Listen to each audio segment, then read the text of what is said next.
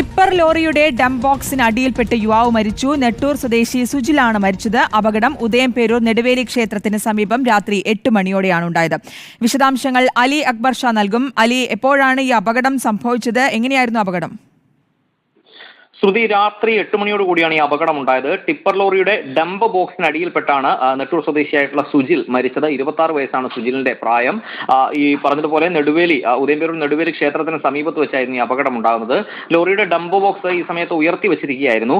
കനത്ത മഴ ഈ എറണാകുളത്തിന്റെ വിവിധ ഭാഗങ്ങളിൽ ഈ സമയത്ത് ഉണ്ടായിരുന്നു. അപ്പോൾ മഴ നനയാതിരിക്കാൻ ഈ ഡംപ് ബോക്സിനടിയിലേക്ക് സുജിൽ കയറി നിൽക്കുകയായിരുന്നു.